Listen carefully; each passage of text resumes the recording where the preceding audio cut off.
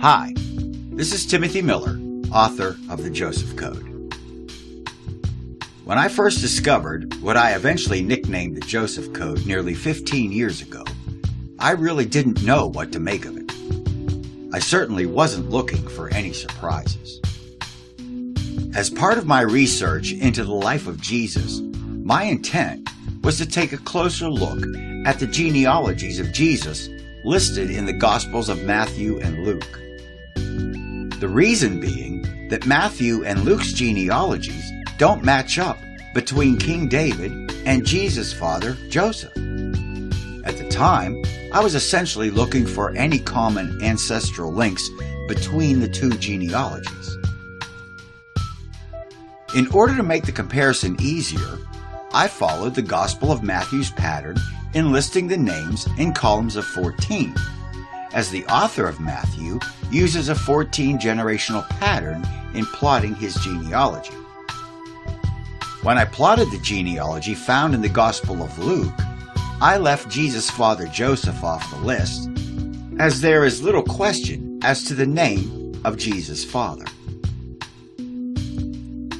Having arranged the names in the genealogy of Luke in 3 columns of 14 names, from Joseph's father back to King David's father Jesse, a rather strange pattern of repeated names emerged.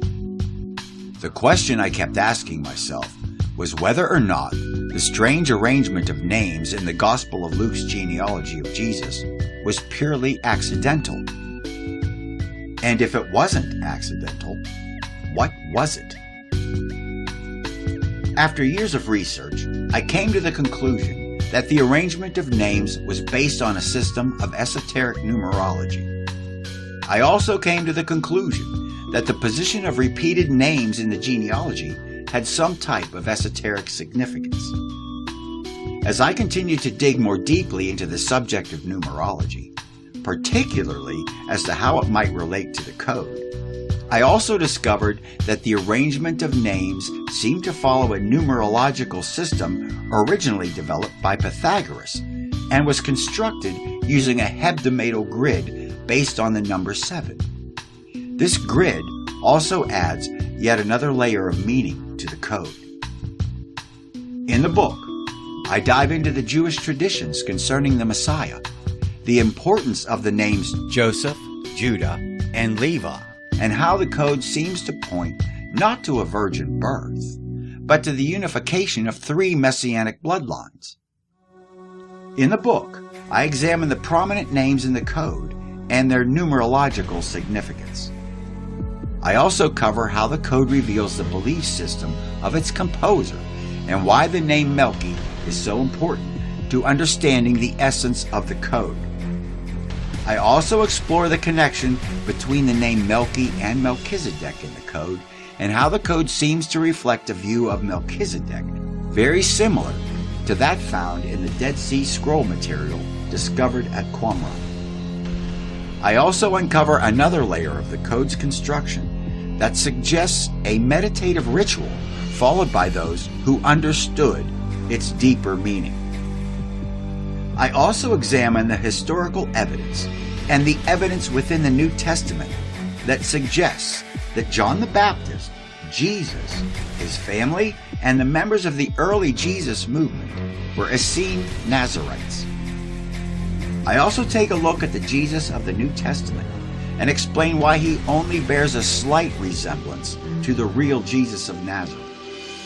I also explain how and why the story of the historical Jesus was overwritten and replaced by a largely fictional character invented by one Saul of Tarsus and his Gentile followers. I cover the birth stories of Jesus in Matthew and Luke and point out the historical and internal evidence that they are fictional accounts deliberately designed for the sole purpose of having Jesus born in Bethlehem in an attempt to cast him as the Messiah of David. In contrast, the evidence within the Joseph Code suggests that Jesus was viewed by those who knew him not as the Messiah of David, but as the Messiah of Joseph. I also discuss the deliberate attempt by the Gospel writers to downgrade the involvement of Jesus' family in his ministry. For example, Jesus' own brother James was the head of the early church, but he gets no press at all in the gospel accounts. Why not? I also explain why this overwriting of Jesus' story necessitated a work like the Joseph Code. I also go into the historical evidence and contextual evidence within the Gospels themselves that the accounts of Jesus' trial before the Jewish court and Pontius Pilate are nothing more than a not-so-well-contrived fiction. I also attempt to identify the real culprits behind Jesus' crucifixion and explain why the Gospel accounts were written specifically to divert attention away from them. I cover the resurrection accounts found in the New Testament and explain why there seems to be so much confusion over who saw Jesus first and when. I also discuss the ascension accounts and why the evidence within the Gospels and the book of Acts reveal that there was no shared memory of a single ascension event witnessed by all of Jesus' disciples. Was Jesus of Nazareth a real person? Absolutely. He was a highly trained and gifted adept in the spiritual sciences, the likes of which rarely grace our presence.